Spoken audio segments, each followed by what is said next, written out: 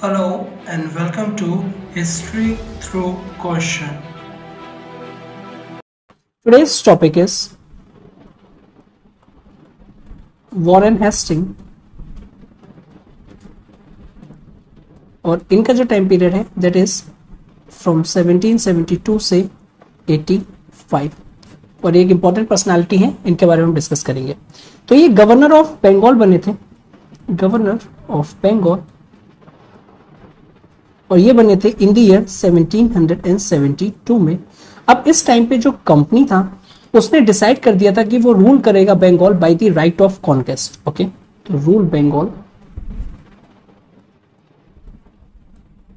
Bye conquest. अब जो Warren Hastings थे बेसिकली उनके सामने ये चैलेंजेस थे कैसे रिफॉर्म्स लिए जाए, जो ये जो रूल है basically Bengal by the right of conquest, ये इसको पॉसिबल किया जाए। तो उनके आगे वेरियस प्रॉब्लम्स थी उस टाइम। अगर हम देखें तो उनको चाहिए था एक स्ट्रॉन्ग सिस्टम ऑफ एडमिनिस्ट्रेशन और मोर अप्रोप्रिएट टू से इफिशिएंट एंड इफेक्टिव एडमिनिस्ट्रेशन। ये उनके लिए चैलेंज था कि कैसे इसको डेवलप किया जाए। सेकेंड जो था दैट इज कि कैसे ट्रांसफॉर्म किया जाए कंपनी को, मर्चेंट्स जो उनका रोल था, इनटू एन एडमिनिस्ट्रेटर्स। तो companies merchants to administrator. Okay, अब देखते हैं उनके एडमिनिस्ट्रेटिव रिफॉर्म्स।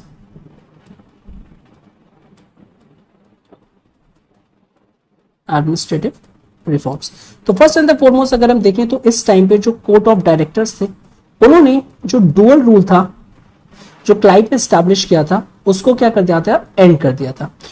और 1772 में ये रूल जो था वो प्रेसिडेंट प्लस उनके जो काउंसिल थे, अब वो मैनेज करने लगे थे revenue of Bihar, Bengal and Orissa का। नाउ जो वॉरेन हेस्टिंग थे उन्होंने डिसमिस कर दिया था 2 डेप्यूटी दीवान्स को, और जो 2 डेप्यूटी दीवान थे उसमें से एक थे मोहम्मद रजा खान और राजा शिताब राय। ओके, अब जो देखते हैं कि जो बोर्ड ऑफ रेवेन्यू है उसको क्रिएट किया गया था, that is a board of revenue was created. अब ये क्रिएट किया गया था 1772 में। इसमें जो गवर्नर होंगे प्लस उनके जो काउंसिल होंगे ये होंगे, साथ ही साथ जो कंपनी है वो अपॉइंट करेगा कलेक्टर्स को। ठीक है, तो कंपनी अपॉइंटेड कलेक्टर्स, और इन कलेक्टर्स का रोल क्या होगा कि ये मैनेज करेंगे रेवेन्यू अफेयर्स को, मैनेज रेवेन्यू अफेयर्स। और साथ ही साथ उस टाइम पे एक और डेवलपमेंट भी किया गया था और एक स्टेप लिया गया था, दैट इज जो ट्रेजरी थी वो मुर्शिदाबाद से कलकत्ता में शिफ्ट कर दी गई थी, remove from Murshidabad to Calcutta. अब अगर हम उसको एनालाइज करें तो हमको देखने को मिलता है कि जो एंटायर जो इंटरनल एडमिनिस्ट्रेशन है अब वो ट्रांसफर हो रहा है to the servants of company, और साथ ही साथ जो नवाब हैं उनको जो पावर उनकी जो डिप्राइव किया जा रहा है, उनको जो गवर्नमेंट में उनका शेयर था बट सम सॉर्ट ऑफ कुछ नॉमिनल सॉवरेनिटी वो अभी भी एक्सरसाइज करेंगे। नेक्स्ट स्टेप जो हेस्टिंग ने लिया दैट इज दी हेस्टिंग्स ने रीडिफाइन करे relations with the emperor. So he redefined relations with emperor. और फर्स्ट स्टेप जो उन्होंने लिया दैट इज दो शाह आलम का जो एक बेसिकली तरीके से जो पेंशन जा रही थी, जो पेमेंट जा रहा था उसको स्टॉप कर दिया। तो Shah Alam payment was stopped. और नेक्स्ट जो डिस्ट्रिक्ट थी ऑफ इलाहाबाद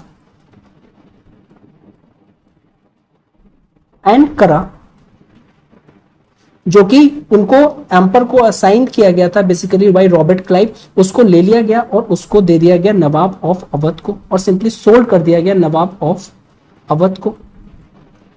अब इसका रीजन क्या था ऐसा करने का, बेसिकली जो रियल रीजन था वो तो थी इकोनॉमी।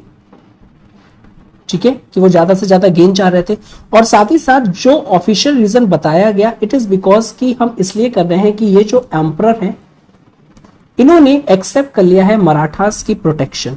तो ये हमको चैलेंज करने के लिए और सिंपली एक तरीके से अगर मैं कहूं तो उनको पनिश करने के लिए स्टेप्स लिए गए थे। ऑफिशियल रीजन बताया गया था, लेकिन रियल रीजन इसका कहीं ना कहीं इकोनॉमी था। नेक्स्ट देखते हैं revenue reforms. So revenue reforms under Warren Hasting. अब जो मुगल लैंड रेवेन्यू था, वो एडमिनिस्ट्रेशन जो उसका लैंड रेवेन्यू का था वो टोटली कोलैप्स हो गया था। तो मुगल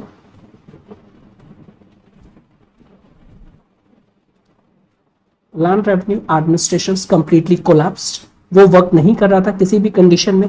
साथ ही साथ जो वॉरेन हेस्टिंग थे उन्होंने बेसिकली ट्राई किया था कि एक न्यू सिस्टम को इवॉल्व किया जाए। ओके, सो इवॉल्व न्यू सिस्टम। पर ये जो न्यू सिस्टम को इवॉल्व करना इतना इजी नहीं था, तो उन्होंने trial and error method use किया कि हम ट्राई करेंगे, अगर वो सक्सीड हो गया तो ठीक है, नहीं तो जो भी एरर्स आएंगे हम उसको रेक्टिफाई करके और उसको क्या बना लेंगे और यूनिक और अच्छा बना लेंगे। उसी में 1772 में जो वॉरेन हेस्टिंग थे उन्होंने 5 ईयर लैंड रेवेन्यू सिस्टम को इवॉल्व किया। अब ये जो 5 ईयर लैंड रेवेन्यू सिस्टम जो एमर्ज हुआ है, अब ये दिया जाएगा बेसिकली इसका हाईएस्ट बिडर को। एक एरिया होगा, वहां की बिडिंग करी जाएगी, जो भी हाईएस्ट बिडर होगा 5 ईयर के लिए उसको लैंड रेवेन्यू एक्सट्रैक्शन उसको दे दिया जाएगा। ठीक है, और ये सिंपली ये इसलिए एक्ट किया गया था ऑन द प्रिजम्पशन दैट जो जमींदार हैं वो सिर्फ टैक्स गैदरर्स हैं और उनके पास नो प्रॉपर्टी राइट्स हैं। और साथ ही साथ इन 1772 के जो सेटलमेंट्स थे उनको कोई भी प्रेफरेंस नहीं दी गई थी जमींदार्स को। फिर 1773 में कुछ और चेंजेस लेके आए गए, और बेसिकली इस टाइम जो चेंजेस आए थे वो रेवेन्यू कलेक्शन में था कि कैसे और अच्छे से रेवेन्यू को कलेक्ट किया जाए। तो उसमें चैलेंज क्या था कि जो कलेक्टर थे वो बेसिकली करप्ट थे और सिंपली वो करप्शन में काफी ज्यादा इन्वॉल्व थे और वो प्राइवेट ट्रेड भी करते थे। तो इसके लिए उनको रिप्लेस कर दिया गया, रिप्लेस बाय दीवान्स, उनकी जगह दीवान्स को अपॉइंट करवा दिया गया। ठीक है, और साथ ही साथ वहां पे प्रोविंशियल काउंसिल्स को भी सेटअप किया गया। अब ये काउंसिल क्या करेंगे, ये सुपरवाइज करेंगे दीवान्स का वर्क। ओके, दैट इज जो वर्क ऑफ इंडियन दीवान्स है उनको सुपरवाइज करेंगे। और साथ ही साथ इसका ओवरऑल चार्ज जो होगा सबके किसके पास होगा, वो एक बनाई गई कमेटी जिसका नाम था कमेटी ऑफ रेवेन्यू, और ये लोकेटेड रहेगी कैलकाटा में। ओके, तो सिंपली अगर हम इसको एनालाइज करें तो कि ये क्या चाह रहे हैं विद दिस जो हेस्टिंग्स है, वो चाह रहे हैं कि सेंट्रलाइजेशन हो जाए, centralize all functions into the hands of committee of Calcutta. तो वो सेंट्रलाइजेशन पे काफी एम्फेसाइज कर रहे थे, सेंट्रलाइजेशन पे काफी ज्यादा एम्फेसाइज कर रहे थे। अब ये जो क्वीन कुर्नेलिया सेटलमेंट था, दैट इज जो 5 ईयरली सेटलमेंट था, ये बैडली फेल्ड हो गया। अब ये फेल क्या हुआ, इसका जो रीजन अगर हम देखें basically why it's failed, it is because जो लैंड था उसको ओवर असेस किया गया था, बिकॉज जो असेसमेंट था वो करेक्टली नहीं हुआ था। और साथ ही साथ जो स्टेट की जो डिमांड थी रेवेन्यू की, स्टेट रेवेन्यू डिमांड वो भी बहुत ज्यादा हाई थी। ओके, और सिंपली अगर मैं कहूं तो फिक्स करी गई थी बहुत हाई, और इवन ऑफिसर्स को हटा दिया गया था कि वो प्राइवेट ट्रेड नहीं करेंगे, लेकिन स्टिल जो ऑफिसर्स थे वो पार्टिसिपेट कर रहे थे इसमें थ्रू देयर प्रॉक्सीज। तो प्रॉक्सीज के थ्रू वो अभी भी कहीं ना कहीं बेसिकली जो लैंड में थे, लैंड में पार्टिसिपेट करके बेसिकली वो एक तरीके का उसमें कंट्रोल उन्होंने बना रखा था, और इस तरीके से प्रॉब्लम्स आ रही थी। नेक्स्ट देखें, सो जब after expiry of quinquennial settlements, तो अब एक न्यू सेटलमेंट्स की रिक्वायरमेंट आई। तो ये जो एक्सपायरी था क्वीन कुर्नेलिया सेटलमेंट्स का, ये ड्यू था 1776 में। उसके बाद जो वॉरेन हेस्टिंग्स थे उनको बेसिकली ये जो सिस्टम फेल हो गया, तो he left with no other options. तो उसके बाद वो फिर से एनुअल सेटलमेंट में उन्होंने उसको दोबारा से अडॉप्ट किया, एनुअल सेटलमेंट। ओके, अब इसमें क्या था कि इसमें बेसिकली वो ऑक्शन करेंगे, ओपन ऑक्शन होगा to highest bidder, open auction, और ये होगा टू दी हाईएस्ट बिडर। जो भी हाईएस्ट बिडिंग अमाउंट करेगा, हाईएस्ट बिडर, उसको वो दे दिया जाएगा। ओके, अब जो प्रेफरेंस थी यहाँ पे, पहले जमींदार्स को प्रेफरेंस नहीं दी जा रही थी, अब यहाँ पे जमींदार्स को भी प्रेफरेंस दी गई थी। और साथ ही साथ अब चेंजेस बेसिकली जो कलेक्शन में जो चेंजेस किए गए थे, फिर से फर्दर कलेक्शन देखने को मिलते हैं हमको, और ये चेंजेस होते हैं इन द ईयर 1781 में, चेंजेस इन रेवेन्यू कलेक्शन से। अब हम क्या देखते हैं, जो पहले प्रोविंशियल काउंसिल जो बनाई गई थी, प्रोविंशियल काउंसिल अब उसको अबॉलिश कर दिया जाता है। नाउ अबॉलिश करने के साथ ही साथ जो कलेक्टर, जो उनको नहीं अपॉइंट किया गया था, बेसिकली हटा दिया गया था, और साथ ही साथ कानून गोज जो हैं उनको भी अब रीअपॉइंट किया जाता है, रीअपॉइंटेड। और साथ ही साथ जो रेवेन्यू कमेटी थी बेसिकली जो कैलकाटा में थी, अब वो सब सुपरवाइज एंटायर वर्क करेगी अर्लियर जैसे। तो इसको सब सुपरवाइज कौन करेगा? तो सुपरवाइज एज अर्लियर की जगह फंक्शन करेगा, दैट इज जो रेवेन्यू कमेटी थी जो स्टैब्लिश करी गई थी कैलकाटा में, तो सुपरवाइज अभी भी यही करेगी। अब अगर हम देखें कि जो वैरेन हेस्टिंग कैसे बेसिकली क्यों फेल्ड हुए एक इफिशिएंट लैंड रेवेन्यू सेटलमेंट को फॉर्म करने में, बिकॉज वो एम्फोसाइज कर रहे थे टुवर्ड सेंट्रलाइजेशन, ठीक है, तो इसीलिए फेल्ड हुआ। तो क्वेश्चन आएगा वॉरेन हेस्टिंग जो थे उनके जो रेवेन्यू का अगर मैं देखूं तो एक efficient revenue settlement carved out करने में क्यों फेल्ड हुए, तो उसका रीजन था basically he stressed more on centralization and that's the reason he not succeeded. Next आएंगे इनके जुडिशियल रिफॉर्म्स, देखते हैं जुडिशियल रिफॉर्म्स।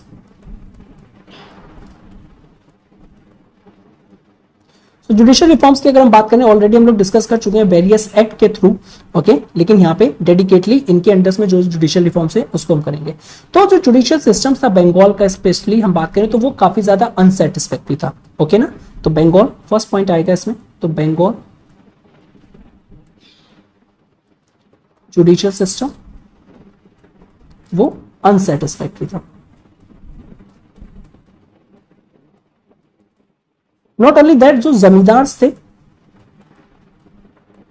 वो डिसाइड करते थे basically both civil and criminal cases, और काफी इस टाइम पे अगर मैं देखूं तो आर्बिट्रेशन जो था उस पर काफी ज्यादा एम्फेसाइज किया जाता था।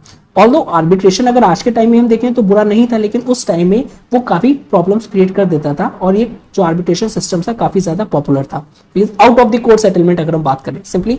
अब जो इंग्लिश ने जो इंटरफेरेंस करना स्टार्ट किया था, ये जो एग्जिस्टिंग सिस्टम था, इसने मैटर को और वर्स बना दिया, because after possessing Deewani rights, जब कंपनी के पास दीवानी राइट्स आ गए थे, दीवानी राइट्स आ गए थे, तो वो कंट्रोल करने लगे थे सिविल जुरिस्डिक्शन, सिविल जुरिस्डिक्शन। साथ ही साथ बेसिकली अगर मैं कहूं सिंपली, सबसे पहले बात करूं सिविल जुरिस्डिक्शन की, तो सिविल जुरिस्डिक्शन जो वो एक्सरसाइज किसके थ्रू कर रहे थे, ये कर रहे थे थ्रू डेप्यूटी दीवान्स के थ्रू, ये एक्सरसाइज कर रहे थे, ओके। और वैरेन हेस्टिंग का जो फ्रेमवर्क था बेसिकली सच जो उन्होंने स्टैब्लिश करी थी दीवानी अदालत और फौजदारी अदालत, उन्होंने डिस्ट्रिक्ट लेवल पे सेटअप करी थी। तो दीवानी अदालत प्लस फौजदारी अदालत, ये डिस्ट्रिक्ट लेवल पे उन्होंने सेटअप करी थी। और जो दीवानी अदालत होगी वो कलेक्टर के अंडर में होगी, ये ऑलरेडी हम लोग डिस्कस कर चुके हैं। यहाँ पे कलेक्टर के अंडर में होगी, सारे सिविल केसेस जो होंगे वो एड्रेस करेंगे। अब जो यहाँ पे जो लॉज के थ्रू, किस लॉज के थ्रू होंगे, जो हिंदू हैं उनको हिंदू लॉज के थ्रू होंगे, दैट इज जो हिंदू हैं उनको हिंदू लॉज, और vice versa was also true with the Muslims, जो मुस्लिम्स हैं उनको मुस्लिम लॉज। अब ये जो दीवानी अदालत है ये डिसाइड करेंगी केसेस 500 रुपीज का, अब जो होगा उसकी अपील वो होगी सादर दीवानी में, तो इसकी जो अपील होगी सादर दीवानी, सादर दीवानी अदालत जो कि कैलकाटा में होगी। अब इसको कौन प्रिसाइड करेगा, इसको करेंगे president plus 2 members of supreme council, जो कि असिस्ट करेंगे by Indian officers, okay. Next अगर हम देखें तो डिस्ट्रिक्ट फौजदारी जो अदालत थी बेसिकली इसको प्रिसाइड करेंगे Indian officers, officer with Indian in the origin, Indian officer हो जाएंगे। प्लस साथ ही साथ जो बेसिकली इनको असिस्टेंस मिलेगी काजी और मुफ्तीज की, ठीक है। साथ ही साथ इनका जो वर्क है वो कलेक्टर सुपरवाइज करेंगे, और यहाँ पे सिर्फ और सिर्फ मुस्लिम लॉ एप्लीकेबल होगा फौजदारी अदालत में, मुस्लिम लॉ एप्लीकेबल होगा। नो ऑल्दो कुछ एक्सेप्शंस भी डाली गई थी डिस्ट्रिक्ट फौजदारी अदालत में कि ये जो है बेसिकली ये डेथ सेंटेंस को अवॉर्ड नहीं कर सकते, so not able to award death sentence, death sentence को अवॉर्ड नहीं कर सकते। साथ ही साथ जो कन्फिस्केशन ऑफ प्रॉपर्टी है, कन्फिस्केशन ऑफ प्रॉपर्टी वो भी नहीं कर सकते, और इन दोनों चीजों को करने के लिए उनको कंफर्मेशन चाहिए होगी, और वो कंफर्मेशन कहां से मिलेगी, वो कंफर्मेशन मिलेगी सादर निजामत अदालत से, वहां से इनको कंफर्मेशन मिलेगी। अब इसको कौन प्रिसाइड करेगा, इसको प्रिसाइड करेंगे deputy Nazim, I am talking about the सादर निजामत अदालत। तो डेप्यूटी नाजिम इसको प्रिसाइड करेंगे और इनको असिस्ट करेगा इसमें चीफ काजी एंड मुफ्तीज। और इसको सुपरवाइज कौन करेंगे? इसको सुपरवाइज करेंगे बेसिकली जो प्रेसिडेंट होंगे प्लस काउंसिल होंगे। तो ये तरीके का एक स्ट्रक्चर था जो उन्होंने बेसिकली स्टैब्लिश करने की कोशिश करी थी, ठीक है, और सिंपली स्टैब्लिश किया था। अब रेगुलेशन एक्ट ऑफ 1773 में एक मेजर चेंजेस देखने को मिलता है हमको, रेगुलेशन एक्ट ऑफ 1773। अब यहाँ पे सुप्रीम कोर्ट को स्टैब्लिश कर दिया जाता है और सेटअप कर दिया जाता है यहाँ पे कैलकाटा में। अब इसकी जो रिस्पॉन्सिबिलिटी इसको दी गई थी कि आप ट्राई करेंगे ऑल ब्रिटिश सब्जेक्ट्स। इनसे कहा गया था कि ये जो सुप्रीम कोर्ट है जो स्टैब्लिश हुई है कैलकाटा में, सर आप ट्राई करेंगे सारे ब्रिटिश सब्जेक्ट्स को। साथ ही साथ अब ये जो था ये कॉन्फ्लिक्ट कर रहा था जो अर्लियर कोर्ट्स को स्टैब्लिश किया गया था। अब ये कैसे कॉन्फ्लिक्ट कर रहा था? अब ये कोर्ट से इस तरीके से कॉन्फ्लिक्ट कर रहा था बिकॉज यहाँ पे बेसिकली जो कोर्ट्स जो एक्सरसाइज करेगा अपनी जुरिस्डिक्शन, दैट इज द, उनको भी इंक्लूड था ऑल पर्संस, चाहे वो इंडिया के हो चाहे यूरोपियंस हो, ठीक है, इन कैलकाटा। और साथ ही साथ इनके जो सबऑर्डिनेट फैक्ट्रीज हैं, सबऑर्डिनेट जो फैक्ट्रीज हैं वहां पे वो क्या करेंगे, उनका भी जुरिस्डिक्शन था। तो इस तरीके से कॉन्फ्लिक्ट हो रहा था। जो जुरिस्डिक्शन कहां पे बेसिकली था, या फिर मैं कहूं कि ओवरऑल जुरिस्डिक्शन की अगर हम बात करें तो कौन सा एरिया किसके अंडर में आएगा, सिंपली इस तरीके से प्रॉब्लम्स या कॉन्फ्लिक्ट देखने को मिलता है between the supreme court and normal courts. Now outside Kolkata की अगर हम बात करें तो जहां पे वो कोर्ट होगा वो केसेस को हेड करेंगे और साथ ही साथ इंडियंस के लिए, लेकिन इंडियंस के लिए वो करेंगे लेकिन उसके लिए कंसेंट रिक्वायर्ड होगा। और दूसरी चीज जो एक प्रॉब्लमेटिक और थी, अगर हम सुप्रीम कोर्ट में देखें जो स्टैब्लिश हुआ था कैलकाटा में, वहां पे इंग्लिश लॉ एप्लीकेबल होगा, that is the European law. और साथ ही साथ जो हम सदर दीवानी अदालत हम देखें, सदर निजामत अदालत देखें और अदर कोर्ट्स अगर हम देखें प्लस अदर कोर्ट्स, तो यहां पे कौन कौन से लॉज एप्लीकेबल होंगे? Hindu law on the one hand, Muslim law on the other hand, साथ ही साथ वेरियस रेगुलेशंस। अब ये रेगुलेशंस बाय प्रेसिडेंट हो जाएगा और साथ ही साथ सुप्रीम काउंसिल।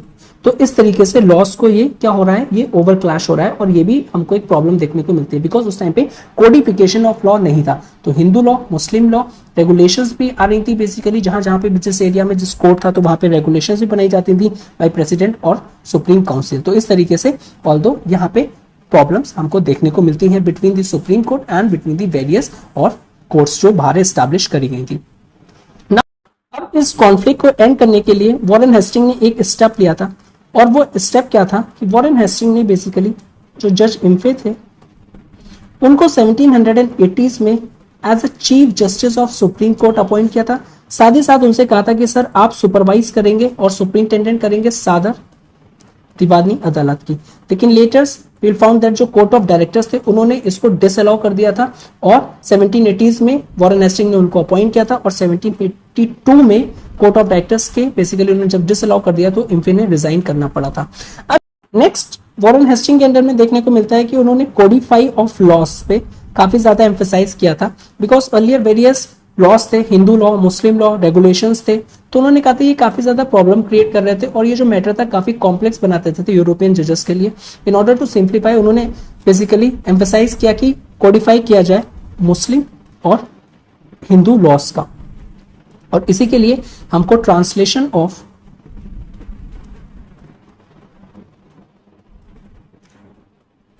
कोड इन संस्कृत वो देखने को मिलता है इन द ईयर 1776 में, ठीक है ना, और जिसका टाइटल था code of गेंटू loss.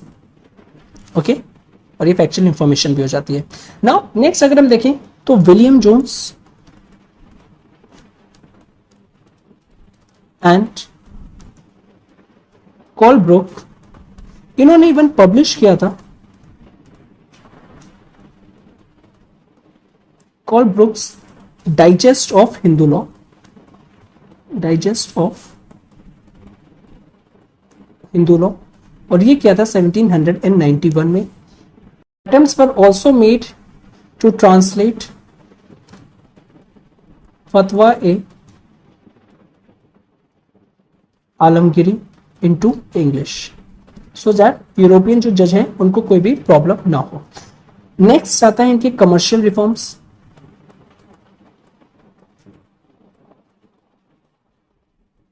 Commercial reforms में बेसिकली इंटरनल ट्रेड में काफी ज्यादा प्रॉब्लम हो रही थी, तो इनके जो रिफॉर्म्स थे इसी को ओवरकम करने के लिए, तो इनका ऑब्जेक्टिव क्या था, टू ओवरकम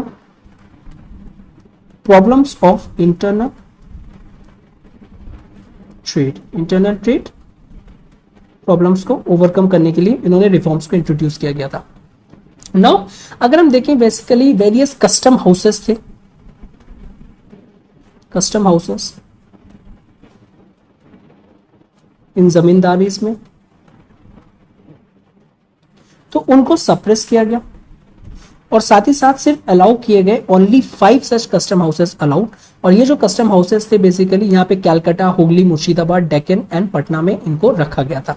ओके, तो ये फैक्चुअल इंफॉर्मेशन है, दैट इज कैलकाटा, हुगली,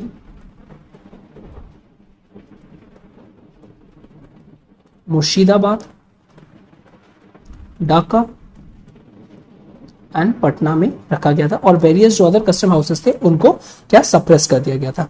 अब जो वेरियस ड्यूटीज थी उनको भी रिड्यूस करा गया था, दैट इज 2.5% रखा गया था। और ये जो था ये एप्लीकेबल था टू ऑल मर्चेंट्स, अब किसी के लिए भी कोई एग्जेम्पशन नहीं था। जितने भी मर्चेंट्स हैं उनके लिए सबके लिए एक यूनिफॉर्म रेट एप्लीकेबल था, चाहे वो यूरोपियन हो और चाहे वो इंडियंस हो। पहले क्या था, यूरोपियंस को एग्जाम किया जाता था इन ड्यूटी से, लेकिन अब एक यूनिफॉर्म ड्यूटीज एप्लीकेबल कराई गई। साथ ही साथ जो अर्लियर मिसयूज ऑफ दस्तक देखने को मिलता है तो उसको भी काउंटर किया गया, to counter misuse of Dastak और पासचेट्स। दस्तक क्या है, पासचेट्स क्या है, ऑलरेडी हम लोग डिटेल में डिस्कस कर चुके हैं। इस टाइम पे ये भी चेक किया गया था बेसिकली जो वीवर्स हैं उनका ज्यादा एक्सप्लॉयटेशन ना कर पाए कंपनी एजेंट्स, तो एक्सप्लॉयटेशन ना हो पाए कंपनी के एजेंट्स के थ्रू। नेक्स्ट ये भी किया गया था कि डेवलप किया जाए trade relations with Bhutan, develop trade relations with Bhutan and Tibet. Okay, और इवन जो रिफॉर्म्स थे बाय वॉरेन हास्टिंग्स, इन्होंने एक प्रोवाइड किया है एक तरीके का administrative framework to Bengal. Okay, अब ये जो रिफॉर्म्स थे ये काफी कमर्शियल रिफॉर्म्स थे, ये काफी ज्यादा उस टाइम पे नीड्स ऑफ द आवर थी इनकी। नेक्स्ट देखते हैं हम the regulating act and the conflict in the council. The regulating act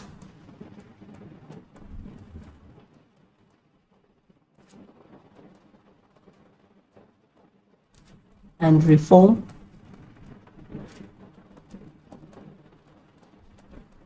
in the council.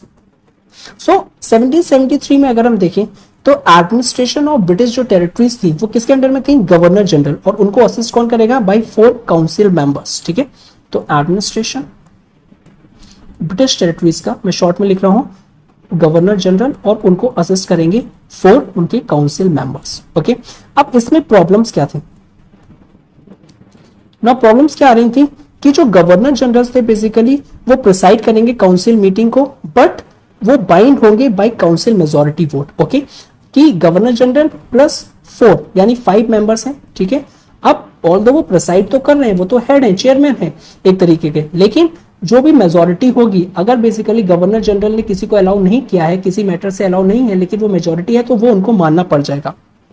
साथ ही साथ गवर्नर जनरल के पास कास्टिंग वोट भी था कि इनकेस टाई होता है तो उसको वो यूज कर सकते हैं, बट बेसिकली वो मैच नहीं हो पाता था जब मेजॉरिटी हो जाती थी सिंपल, तो उस तरीके से वो क्या कहते हैं यूजलेस हो जाता था। और इस टाइम पे जो क्योरम थी, जो मिनिमम मेंबर्स चाहिए थे किसी भी मीटिंग के लिए या फिर डिसीजन करने के लिए, तो वो 3 मेंबर्स की क्योरम थी। ओके, अब जो काउंसिल का जो मेंबर्स था बेसिकली अगर हम देखें, जो ये जो 4 मेंबर्स थे, तो इस टाइम पे वो स्ट्रॉन्ग प्रेजुडाइज रखते थे कि जो वॉरेन हास्टिंग है वो काफी ज्यादा करप्ट है, तो ये प्रॉब्लम्स काफी ज्यादा आई। ठीक है, जो उनके काउंसिल के मेंबर्स थे,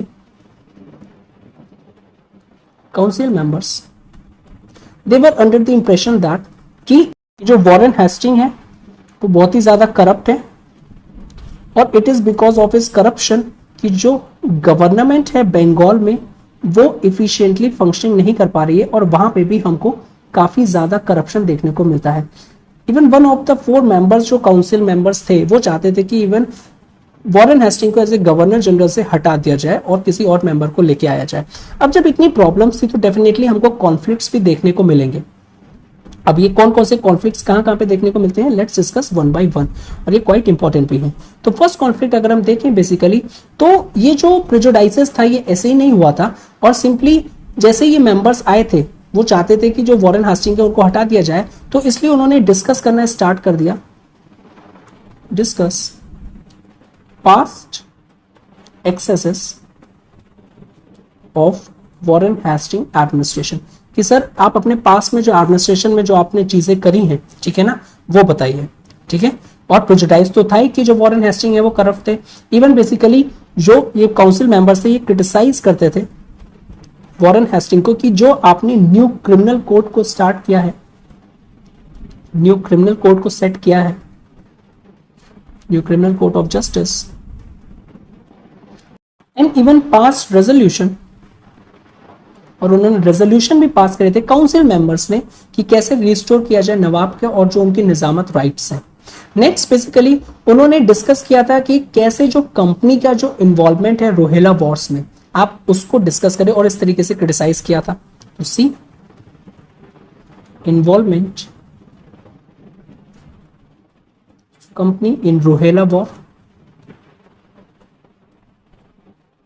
नेक्स्ट इवन जो क्वीन कोर्नेलिया सेटलमेंट्स था उस पे भी उन्होंने काफी ज्यादा क्वेश्चन किए थे, ठीक है, बिकॉज कि आपने जो ओवर एस्टिमेटेड रेंट को रखा, ओके, और साथ ही साथ क्वेश्चन करे थे कि जो वॉरेन हेस्टिंग की जो फॉरेन पॉलिसी है, एक तो लैंड सेटलमेंट पे क्वेश्चन किया उनसे, और साथ ही साथ क्वेश्चन किया उनकी फॉरेन पॉलिसी पे, फॉरेन पॉलिसी पे इवन क्रिटिसाइज किया जो वॉरेन हेस्टिंग का जो इंटरफेरेंस था in Marathas internal disputes, Marathas internal disputes. तो इस तरीके के चैलेंजेस उन्होंने फेस कर रहे थे वॉरेन हेस्टिंग और जो उनके काउंसिल मेंबर्स थे। इस तरीके से बेसिकली तो हमको ये देखने को मिलता है कि जो गवर्नर जनरल थे और जो काउंसिल उनको असिस्ट करने के लिए बनाए थे, लेकिन it is because of difference in their opinions हमको क्लैशेस देखने को मिलता है और स्मूथ फंक्शनिंग नहीं हो पाती है ड्यू टू दिस। नेक्स्ट दूसरा टॉपिक आता है under Warren Hastings, that is the trial of Nand Kumar, the trial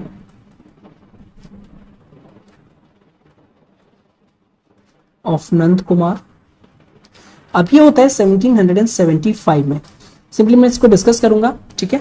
तो वॉरेन हेस्टिंग जो बेसिकली कॉन्फ्लिक्ट तो चल ही रहा था काउंसिल के थ्रू, अब जो नंद कुमार थे बेसिकली उनकी अपनी अर्लियर प्रॉब्लम्स थी वॉरेन हेस्टिंग से, ठीक है ना। अब उन्होंने क्या किया, ये जो कॉन्फ्लिक्ट था काउंसिल का उसको उन्होंने यूज करना चाहा कि जो सारे काउंसिल के जो मेंबर्स हैं वॉरेन हेस्टिंग के अगेंस्ट हैं, तो नंद कुमार ने नंद कुमार में यूज कर रहा हूं यहाँ पे, तो उन्होंने करप्शन चार्जेस रेज कर दिए, करप्शन चार्जेस, और ये रेस करे अगेंस्ट वॉरेन हेस्टिंग से। बट जो नंद कुमार थे वो जो उनका एविडेंस उन्होंने लाए थे कि जो वॉरेन हेस्टिंग जो बेसिकली करप्शन चार्जेस उनके अगेंस्ट में लाए थे वो काफी ज्यादा वीक थे। एज अ रिजल्ट क्या हुआ, जो चीफ जस्टिस थे सुप्रीम कोर्ट के बेसिकली जो जज इम्फे थे उन्होंने, तो वो क्लोज फ्रेंड थे वॉरेन हेस्टिंग के। अब रिजल्ट क्या हुआ, ये केस उल्टा पड़ गया। अब इवन नंद कुमार का ट्रायल स्टार्ट हो गया, और ये जो नंद कुमार का जो ट्रायल था फॉर फॉर्जरी एंड एग्जीक्यूशन, तो नंद कुमार के ऊपर ट्रायल स्टार्ट हो गया फॉर फॉर्जरी एंड एग्जीक्यूशन का।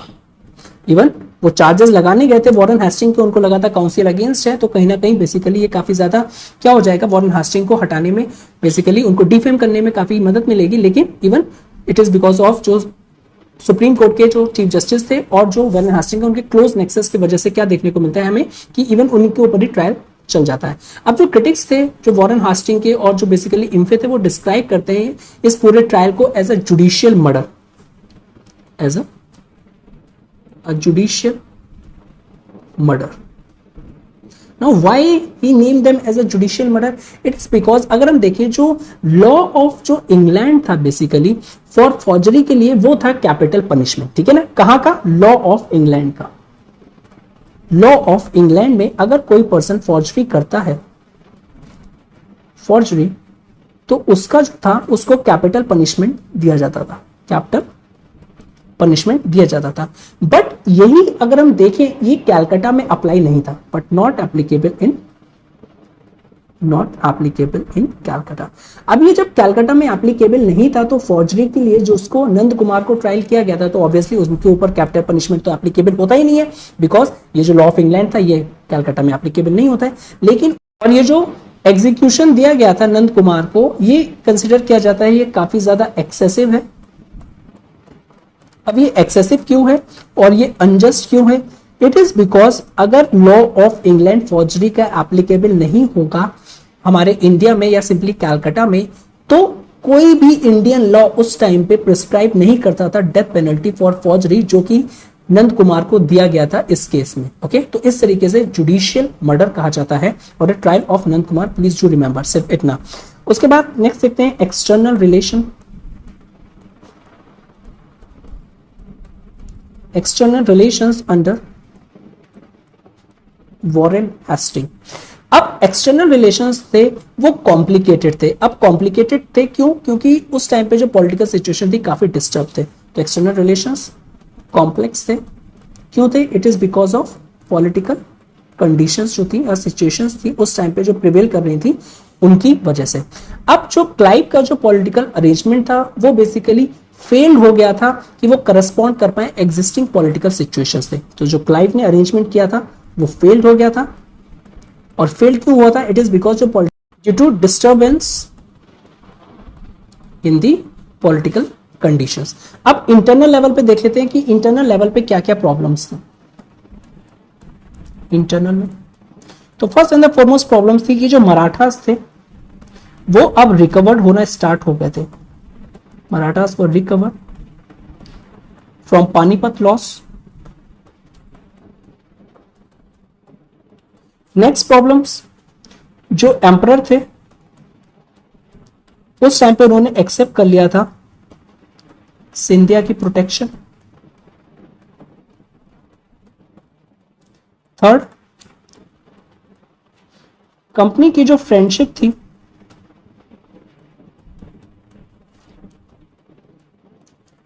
Shuja ud-Daula and Nawab of Awadh, अब क्या हो रहा था वो भी बेसिकली डिक्रीज होती जा रही थी, लूज होती जा रही थी। और फोर, हैदर अली जो थे वो एडवांस कर रहे थे, ठीक है ना, अपना रिवेंज लेने के लिए। तो ये तो इंटरनल सिचुएशंस थी। नेक्स्ट एक्सटर्नल अगर हम देखें तो एक्सटर्नल देखने को मिलता है कि जो इंग्लैंड है वो फेस कर रहा था hostile coalition of European powers,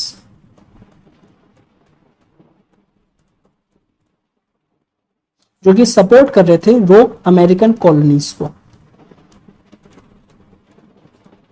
American colonies को सपोर्ट कर रहे थे। तो ये प्रॉब्लम्स थी इंटरनल लेवल पे और ये प्रॉब्लम्स थी कुछ एक्सटर्नल लेवल पे। तो इस तरीके के चैलेंजेस बेसिकली थे। अब इन सब को टैकल करना था। ओके, अब देखते हैं रिलेशंस। नेक्स्ट अगर मैं रिलेशन की बात करूं, सबसे पहले देखूं शाह आलम सेकंड से, शाह आलम सेकंड से। तो बेसिकली जो मराठास एडवांस कर रहे थे और उन्होंने कंसोलिडेट कर रखी थी अपनी position in the other India. As a reward जो एम्परर थे उन्होंने उसको क्या कर दिया था, बेसिकली हैंड ओवर कर दिया था मराठास को इलाहाबाद एंड करा। ओके, तो मराठास पर एडवांसिंग और एम्परर ने उनको हैंड ओवर कर दिया था इलाहाबाद प्लस करा, ठीक है, जो कि क्लाइव ने उनको दिया था 1705 में। अब जो वॉरेन हास्टिंग ने बेसिकली इसको कंट्रोल करने के लिए स्टॉप कर दिया था उनका एनुअल पेमेंट्स जो था 26 लाख रुपीस, और लेटर उसको सोल्ड कर दिया था इलाहाबाद एंड करा को नवाब ऑफ अवध 50 लाख रुपीस में। Relation, next relations with Awadh. Now Clive के टाइम पे जो अवध था बेसिकली, तो अवध को वो क्रिएट करना चाहते थे as a buffer state, so that जो आउटसाइड पावर्स हैं वो एंटर ना कर पाए इंडिया में, ठीक है। बट ये जो नवाब थे इनका जो रिलेशंस था ये काफी ज्यादा अनसेटिस्फैक्टरी लगा। तो जो वॉरेन हास्टिंग्स ने उन्होंने लगा कि हमको एक रीडिफाइन करना चाहिए रिलेशंस विद नवाब।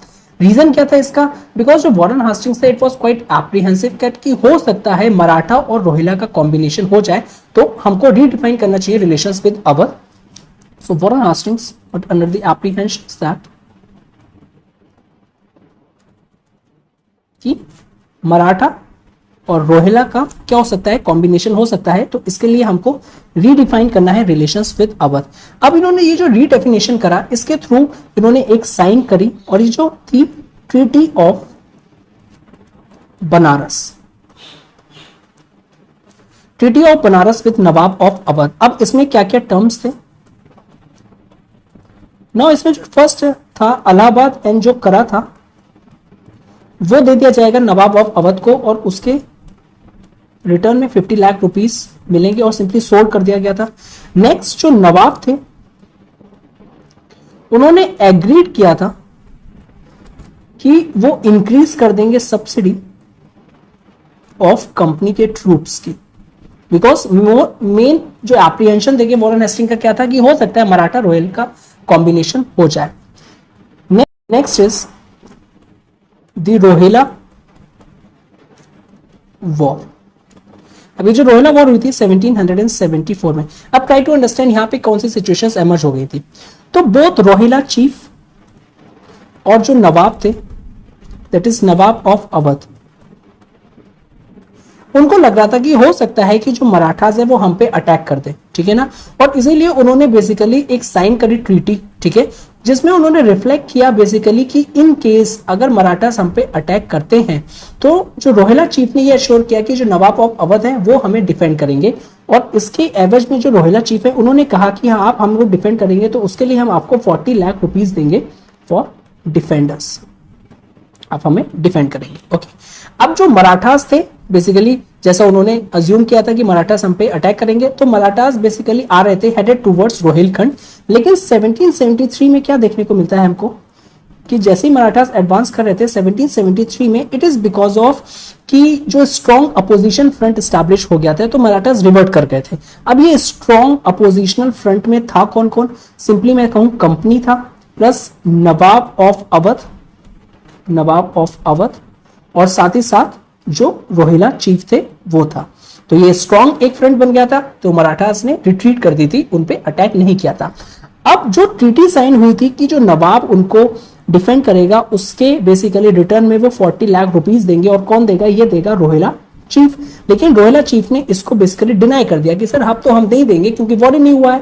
तो जो बेसिकली नवाब ऑफ अवध थे, अब उन्होंने कहा कि ये तो आपने जो कहा है बेसिकली जो ट्रीटी साइन करी गई है हमारे साथ, आपने उसको ऑनर नहीं किया है, तो अब हम इन्वेट कर देंगे रोहिला पे, ठीक है ना, और सिंपली रोहिलखंड पे अटैक कर देंगे और बेसिकली एक तरीके से उसको एनेक्स कर लेंगे, अपनी टेरिटरीज में ले आएंगे, ठीक है। अब बेसिकली रीजन क्या था कि ये जो नवाब जो थे वो फियर कर रहे थे कि हो सकता है कि जो रोहिला और मराठास का एक काउंटर अलायंस बन जाए अगेंस्ट दी अवध, बिकॉज अब हम क्या कर रहे हैं, पहले हम रोहिला के साथ अलायंस था लेकिन अब रोहिला को ही एनेक्स करने जा रहे हैं, तो हो सकता है कि रोहिला और सिंपली जो रोहिला चीफ है वो मराठा के साथ अलायंस बना ले इवन अगेंस्ट अवध। तो उन्होंने कंपनी की सपोर्ट मांगी, ठीक है ना, कंपनी की सपोर्ट मांगी और उन्होंने बेसिकली कंपनी के साथ ट्रीटी ऑफ बनारस बेसिकली उस टाइम पे साइन कर दिया, जो अर्लियर हमने प्रोविजंस देखे, ठीक है। तो एज ए रिजल्ट उन्होंने इन्वेट कर दिया रोहिलखंड को, ठीक है, इन्वेटेड रोहिलखंड, और इसमें कंपनी ने उनकी हेल्प करी थी।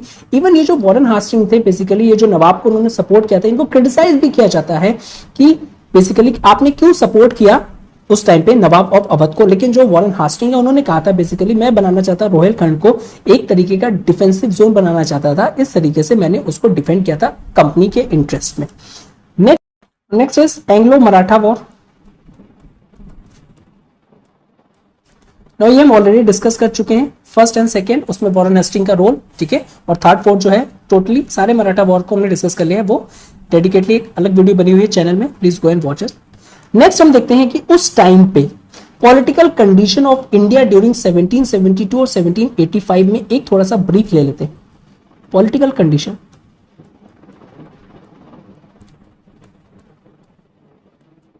इंडिया में ड्यूरिंग 1772 से 1785 के बीच में।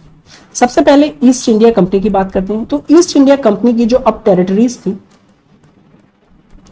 वो क्या कर रही थी, वो एक्सपेंड कर रहे थे अपनी टेरिटरीज को, एक्सपेंडेड। नेक्स्ट मुगल टेरिटरी की बात कर लें।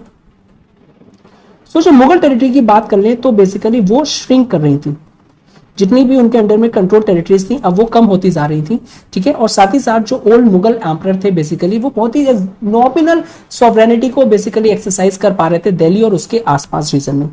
अवध में क्या चल रहा था, अवध ने साइन कर रखी थी डिफेंसिव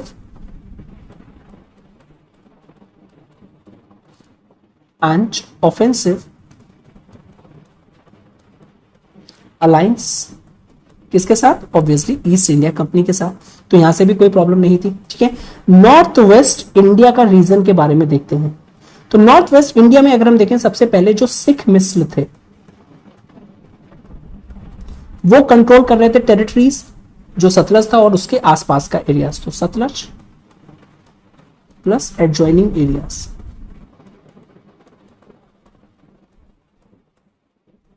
नेक्स्ट इसी में उस टाइम पे मुस्लिम चीफ्स जो थे वहां पे वो रूल कर रहे थे नॉर्थ वेस्ट पंजाब को,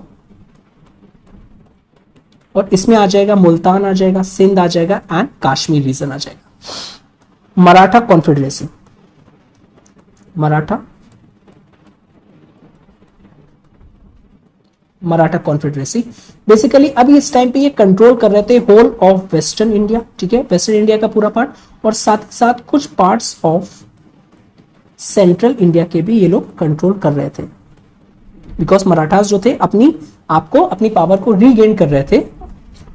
नेक्स्ट डेक्कन में देख लेते हैं। सो डेक्कन में अंडर डिफरेंट प्रिंसिपैलिटीज के अंडर में देखते हैं त्रावणकोर। त्रावणकोर अगर हम देखें तो बेसिकली वो हिंदू रूलर्स के अंडर में था, हिंदू रूलर्स।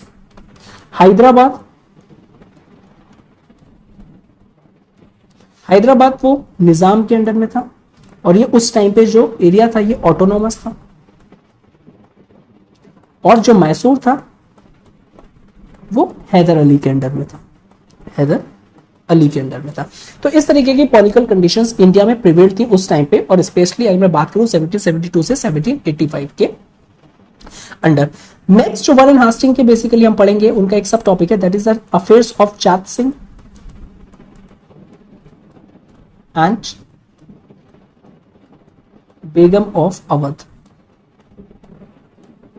ओके, तो यहां पे देखते हैं बेसिकली जो कंपनी की जो वॉर थी मराठास के साथ, चाहे वो मसूर के साथ हो, तो उसने एग्जॉस्ट कर दिया था फाइनेंसेस कलकत्ता गवर्नमेंट के। ओके, और उस टाइम अगर हम देखें जो राजा ऑफ जो बनारस थे दैट इज जो चैत सिंह थे, तो वो उनको कंसिडर किया जाता है कि वो एक फ्यूडेटरी थे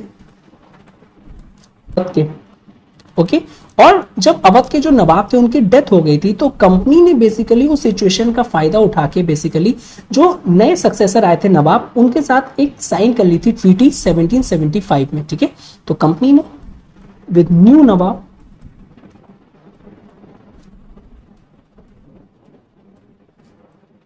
साइन ट्रीटी,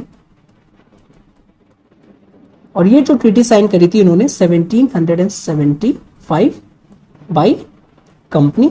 अब क्या था इसमें कि जो बनारस है,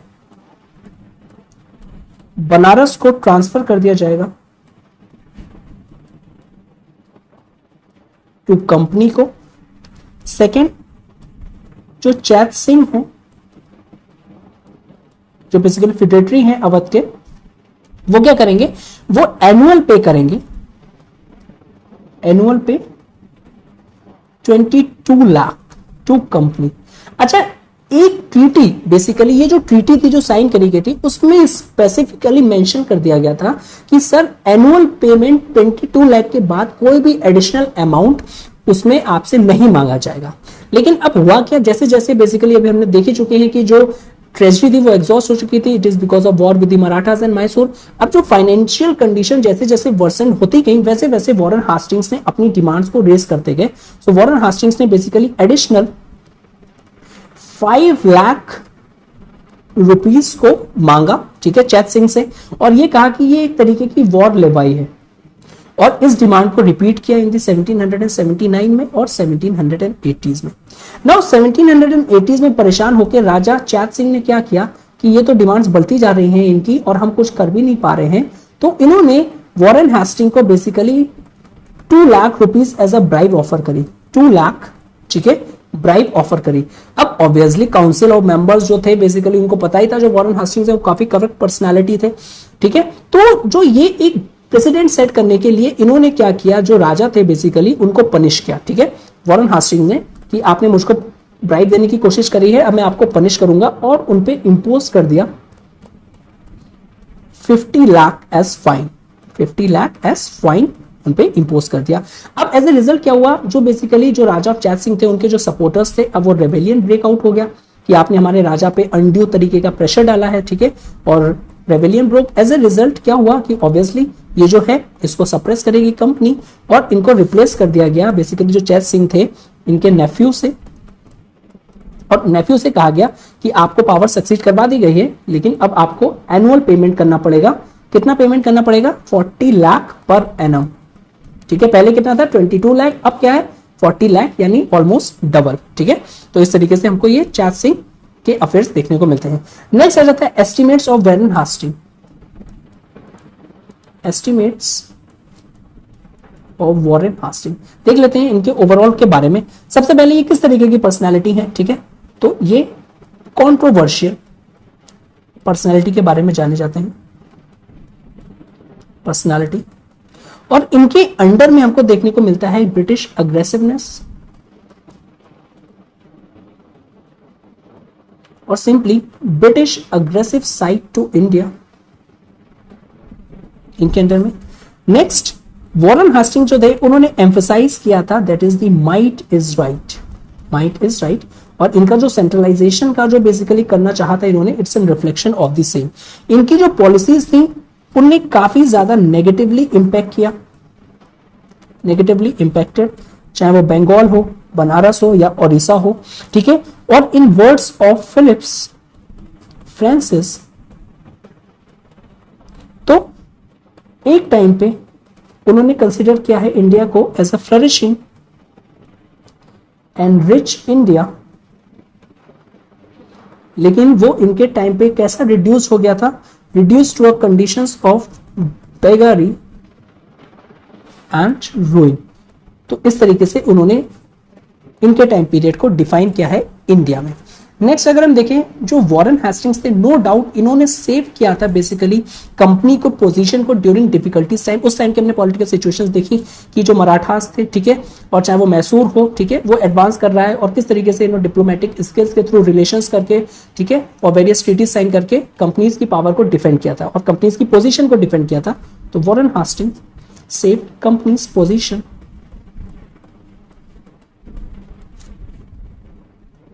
during difficult situation,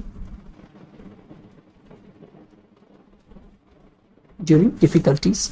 फिफ्थ अगर हम देखें तो बेसिकली इन्होंने वेरियस एडमिनिस्ट्रेटिव रिफॉर्म्स भी लिए थे। अब ये जो एडमिनिस्ट्रेटिव रिफॉर्म्स थे एक्सेप्ट फ्यू सक्सेसफुल भी हुए थे और एक तरीके का ये फाउंडेशन प्रोवाइड करवाते हैं जो लेटर जो बेसिकली जो गवर्नर्स आए थे, ठीक है। और सिंपली अगर हम बात करें कॉर्नवालिस की, तो उन्होंने जो एडमिनिस्ट्रेटिव रिफॉर्म्स लिए थे एक तरीके का उनको फाउंडेशन जो स्ट्रक्चर था वो प्रोवाइड करवाया था वॉरेन हेस्टिंग्स ने। नेक्स्ट ये काफी ज्यादा पेट्रोनाइज करते हैं ओरिएंटल लर्निंग को, ओरिएंटल लर्निंग को भी इन्होंने पेट्रोनाइज किया था। बेसिकली अगर मैं बात करूं तो इन्होंने introduction to the first English translation of Gita, ठीक है ना, इंग्लिश ट्रांसलेशन ऑफ गीता। अब ये किसने किया था, ये फैक्चुअल इंफॉर्मेशन है। अब ये किया था चार्ल्स विकिंस ने। नेक्स्ट हम देखें अगर तो सर विलियम जोन्स, इनके अंडर में विलियम जोन्स ने फाउंड करी थी Asiatic Society of Bengal, Society of Bengal, और ये किया था इन्होंने 1754 में। नाउ जो वॉरेन हेस्टिंग के कुछ नेगेटिव्स भी थे बेसिकली, इनकी जो वीकनेस थी फॉर मनी, ठीक है ना, और simply accepted bribes in case of chat Singh भी हमने देखा था, तो उसके लिए इनको काफी ज्यादा क्रिटिसाइज किया जाता था। इवन जो काउंसिल मेंबर्स थे, इनका जो कॉन्फ्लिक्ट था वो भी इसी से रिलेटेड था, बिकॉज उन्होंने प्रिजुडाइज बना लिया था कि जो वॉरेन हेस्टिंग है वो करप्ट है, और यही रीजन है जो बंगाल की जो गवर्नमेंट है वो भी काफी ज्यादा परफॉर्म नहीं कर पा रही है, और हर जगह जो करप्शन है वो हमको देखने को मिलता है। ओके, सो जो वॉरेन हेस्टिंग थे, इसीलिए जो हार्श और डिस्पोटिक और जो आर्बिट्रेरी वेरियस एक्ट्स थे, इसीलिए इनका इंपीचमेंट भी हुआ था by the British parliament. Okay, इनको इंपीच किया गया था। ओके, और सिंपली अगर मैं इसको कंक्लूड करूं in the words of Percival Spear, जो हेस्टिंग्स थे, इनकी जो अचीवमेंट्स थी, नो डाउट कि वो एक वेल एस्टैब्लिश फैक्ट है, ओके, मींस रियलिटी है, but at the same time इनका जो कैरेक्टर था इट रिमेन्स पजल्ड। तो इससे आप एंड कर सकते हो। With this we completed this topic. If you like this video please do like, share and subscribe, and thank you very much for watching this. Have a good day and stay safe.